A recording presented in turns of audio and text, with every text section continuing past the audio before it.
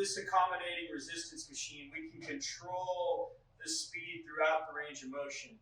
So now we're going to mimic more like a force curve you would experience with regular free weights. We're going to make the resistance slow at the bottom, and then the computer will smoothly and gradually increase the speed it allows Coach Travis to move so that he can explode through the top. So this is more like one repetition, similar to the resistance you'd experience with free weights.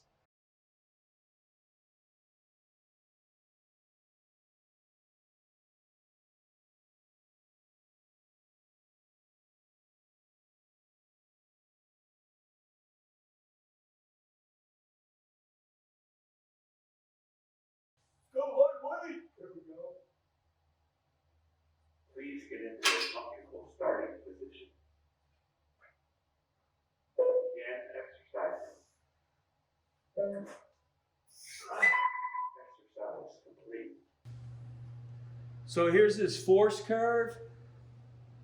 You can see down at the bottom, he was able to make a lot of force because the bar would not let him move very fast. He had time to recruit fast twitch muscle fibers. And as he went up, you could see as he increased his speed, he was still able to maintain that force. His peak force during that repetition was 351.5 pounds. And we can see this is his peak power curve.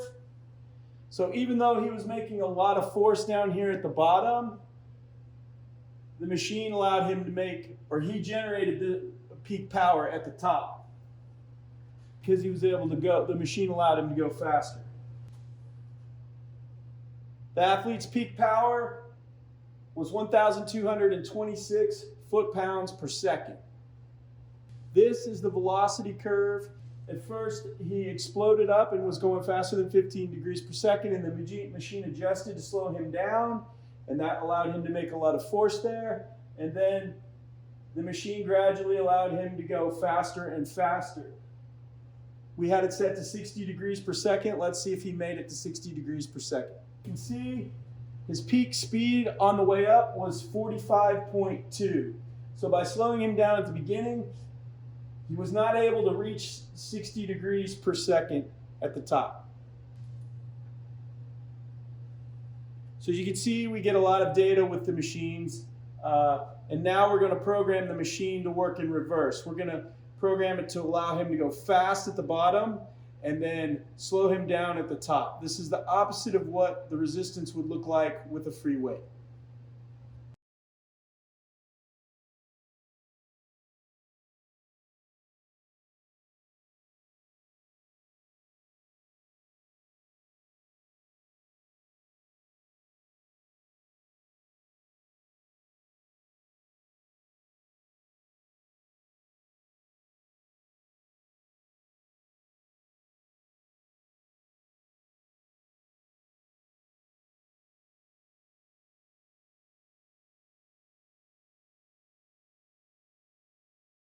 Starting position.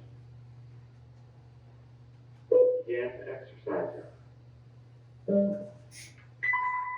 Exercise. Coach Travis's peak power that time is higher, 1,577 foot-pounds per second. That after he moved the bar about 21 degrees is where he achieved his peak power. And see it drop off as he gets close to the top, as his legs are starting to lock out, he's decelerating. So here's his peak power here. Now if we look at the force curve at the bottom, you can see he can't make 300 pounds anymore of force because the bar's letting him go. So he only makes around 160 or 70 pounds of force here, whereas he's up at 445 up at the top of the range of the motion.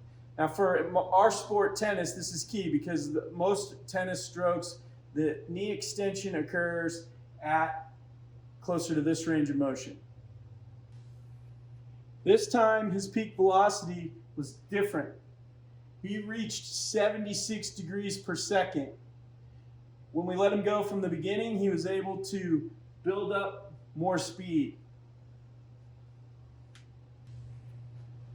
As you can see, his maximum speed up here, he crushed it to above 70 degrees, and the machine, he couldn't maintain that even though his mechanical advantage was getting greater.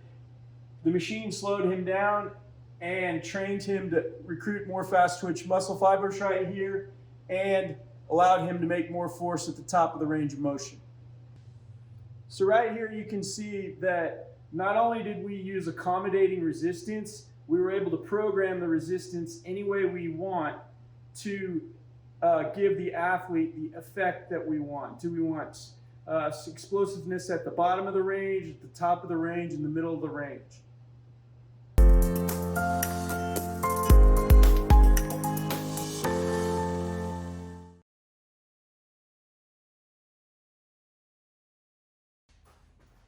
What Coach Travis is going to do here is a functional isometric inside an isokinetic repetition.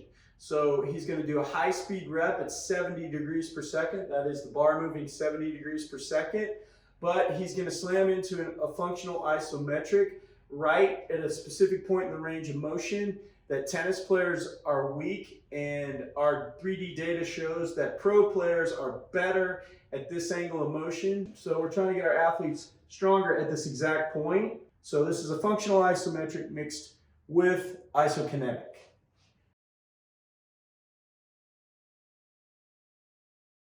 Begin exercising.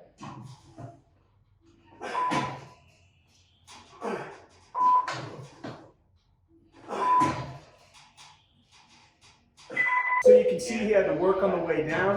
We had the machine change speeds on the way down, so he would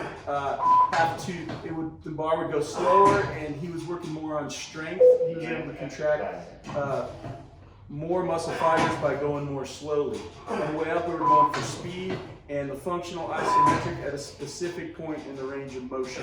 Here's the force curve, and you can see right here where the sticking point occurred, and the athlete's able to create more force. This is the repetition on the way down. You can see at the top, the athlete's able to create more force. And then gradually, as the angle changes and the athlete is mechanically weaker, it gets to be less force. Please get into a comfortable starting position. Begin exercising. Begin exercising. Good.